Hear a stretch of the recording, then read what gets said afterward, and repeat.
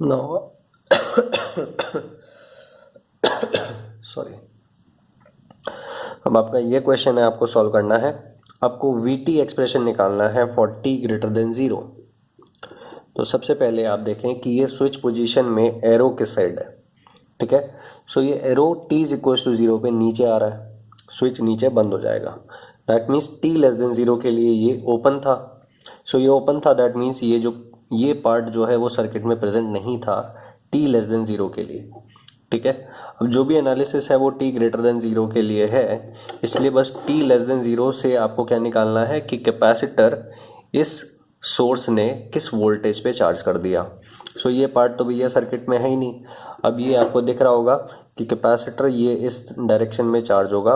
उसके बाद जब कैपेसिटर फुल्ली चार्ज हो जाएगा at T is equals to zero minus, capacitor would be fully charged. Zero minus मतलब पिछले जन्म का इन्फिनिटी। सो ये ज़ीरो करंट लेगा, ज़ीरो करंट लेगा तो यहाँ कोई ड्रॉप नहीं होगा। सो 15 में से कुछ भी ड्रॉप नहीं हुआ, दैट मीन्स 15 एग्जैक्टली इसके अक्रॉस आ जाएगा। ठीक है, so V of zero minus sorry 15 है तो वी ऑफ ज़ीरो प्लस भी 15 होगा, बिकॉज कैपेसिटर में वोल्टेज सडनली चेंज नहीं हो सकता। सो वी ज़ीरो आपने निकाल लिया। अब आपको निकालना है टी ग्रेटर देन ज़ीरो। ठीक है, आपको निकालना है voltage across capacitor at T is equals to infinity. ठीक है, now T greater than infinity कब आएगा, टी ग्रेटर देन ज़ीरो के केस में आएगा। So T greater than zero के लिए आपका ये सर्किट है। बट इन्फिनिटी पे क्या होगा, ये दोनों सोर्स एंड रजिस्टर कॉम्बिनेशन जिस भी तरह से कनेक्टेड हैं इस कैपेसिटर के साथ, टी इन्फिनिटी पे ये फुल्ली चार्ज हो जाएगा। अब कितने पे चार्ज होगा वो आपको देखना है, और वही आपका वी इन्फिनिटी होगा। ठीक है, नाउ जब ये फुल्ली चार्ज हो जाएगा तो ये ओपन बिहेव करेगा। सो ये ओपन बिहेव करेगा, दैट मीन्स जो भी है पार्ट, ये पार्ट प्रेजेंट है।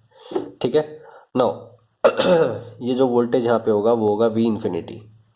ठीक है, सो यहाँ ज़ीरो है, -2 प्लस, तो यहाँ वी इन्फिनिटी होगा वोल्टेज। सो ये वी इन्फिनिटी वोल्टेज आपको निकालना है। कई सारे तरीके हैं, या तो आप इस नोड पे नोडल एनालिसिस लगा दो कि ये करंट और ये करंट तो ज़ीरो ही है, तो ये करंट लेना नहीं basically. So sum of outgoing current is zero, outgoing current is zero. So ये करंट का वैल्यू कितना होगा, वी इन्फिनिटी -15 डिवाइडेड बाई 2। ठीक है, प्लस इस करंट का वैल्यू कितना होगा, वी माइनस, ये ज़ीरो है तो ये प्लस टू माइनस ड्रॉप होगा, दैट मीन्स -7.5 होगा, दैट मीन्स -15/2। ठीक है, plus V minus of -15/2, that means V plus 15/2 divided by 6। ठीक है, सो ये 2v हो जाएगा, और ये जो डिवाइड बाय 2 है ये इस तरह से आ जाएगा, और ये डिवाइड बाय 2 फिर यहाँ पे आ जाएगा, तो ये हो जाएगा 2 6 12 इज इक्वल्स टू 0। ठीक है, अब मैं इसको भी 12 बना लेता हूँ, से 12 हो गया और ये 6 हो जाएगा बैलेंस के लिए। ठीक है, सो ये v इन्फिनिटी है। So 6 into we infinity, so 6v ही लिख देता हूँ अभी फ़िलहाल के लिए मैं। 15 6 90 plus 2v plus 15 is equals to 0। ये 12 जो है वो उधर 0 के साथ ख़त्म हो जाएगा। ठीक है, सो 6 एंड ये आपका हो जाएगा 8v, और ये हो जाएगा आपका -75, उधर जाके आपका हो जाएगा +75। So we infinity would be 75 divided by 8। ठीक है, सो 75/8 आपका होगा इन्फिनिटी। सो ये नियरली आएगा आपका 9.375। ठीक है, सो वी ज़ीरो आ गया आपका कितना, 15। सो भैया अब क्या होगा, टी ग्रेटर देन ज़ीरो के लिए आपसे वो वैल्यू पूछ रहा है, वी टी का एक्सप्रेशन पूछ रहा है। सो टी ग्रेटर देन ज़ीरो के लिए आप क्या देख रहे हो, इनिशियल वैल्यू कितना है 15, फाइनल वैल्यू कैपेसिटर का कितना होगा टी ग्रेटर देन ज़ीरो के लिए 9.375।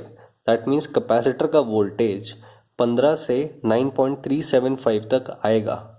ठीक है, बट किस रेट से आएगा वो आपको टाउ बताएगा। सो टाउ कैसे पता लगेगा आपको, टाउ पता करने के लिए इसको शॉर्ट करो भैया, इसको शॉर्ट कर दिया। ये भी वोल्टेज सोर्स है, इसको भी शॉर्ट कर दो। सो इस कैपेसिटर के अक्रॉस आप देखो कि एक तो 6 है पैरेलल में, ठीक है, ये 6 पैरेलल में ही तो है इसके, और एक जो है वो 2 भी पैरेलल में है इसके, ठीक है। सो 6 and 2 है इस कैपेसिटर के पैरेलल में। सो आर इक्विवेलेंट जो होगा, कैपेसिटर के अक्रॉस 2 रेजिस्टर हैं और वो पैरेलल में है, that means R equivalent is 6 parallel to 2, ठीक है। So 6 into 2 divided by 8, so 2 4, that means 3/2। So भैया ये हो गया आपका। बट आपको तो टाइम कांस्टेंट चाहिए। टाइम कांस्टेंट आरसी सर्किट में क्या होता है, R equivalent into C. R equivalent हो गया आपका 3/2, और आपका जो क्या कहते हैं कैपेसिटर है वो आपका हाफ है, ये नहीं 1/3 फैरेड है, ठीक है। सो 3 से 3 कैंसिल होगा, दैट मीन्स 1/2, ठीक है। सो टाउ आ गया आपका 1/2। ना बस आपको कैपेसिटर है तो वोल्टेज का फॉर्मूला क्या होता है भैया, वोल्टेज का फॉर्मूला होगा final plus initial minus final e⁻⁻t/टाउ। फाइनल कितना है आपका 9.375 प्लस इनिशियल आपका कितना है 15 minus 9.375 e⁻t divided by half, that means e⁻⁻2t, ठीक है। और ये आपका कितना आएगा माइनस करके 5.625, ठीक है। तो ये आपका आंसर होगा भैया, ये एक्सप्रेशन होगा आपका कैपेसिटर वोल्टेज का 40 <0, ठीक है। सो हमेशा ध्यान रखना कि t<0 सर्किट का कोई मतलब नहीं होता, बस आपको वहां से इनिशियल वोल्टेज निकालनी होती है या इनिशियल करंट निकालनी होती है। इनिशियल वोल्टेज कैपेसिटर के लिए निकालनी होती है, इनिशियल करंट आपको इंडक्टर के लिए निकालनी होती है, ठीक है, बिफोर एनी स्विचिंग ऑपरेशन, ये चीज, ठीक है। सो ये क्वेश्चन भी आपका हो गया। ये प्रैक्टिस प्रॉब्लम है, सादियों का प्रॉब्लम मैं करवा रहा हूँ सारे अभी। उसके बाद में हायत के अकॉर्डिंग, जो हायत अपने एनालिसिस जिस तरह से करता है फिर वो मैं आपको करवाऊंगा, ठीक है। बाकी मेरे को इस चैप्टर के अकॉर्डिंग मेरे को सादियों बढ़िया लगता है, बेटर देन हायत, ठीक है। वो जो एनालिसिस है उसमें डिफरेंशियल इक्वेशन वगैरह वो लेता है, सो वो इतना बेटर मुझे नहीं लगता मेथड, ठीक है। ये बहुत सिंपल है, आपको फॉर्मूला ये याद रखना है, इन्फिनिटी और इनिशियल वैल्यू सब निकाल के भैया, टाउ निकाल के ये आपको करना है। बस आपको क्या पता होना चाहिए कि भैया इंडक्टर जो है जब फुल्ली चार्ज हो जाएगा तो भैया शॉर्ट बिहेव करेगा, कैपेसिटर जब फुल्ली चार्ज हो जाएगा तो ओपन बिहेव करेगा, ठीक है। ये आपको याद रखना है। और इसके अकॉर्डिंग आपको initial value of current end voltage निकालना होता है।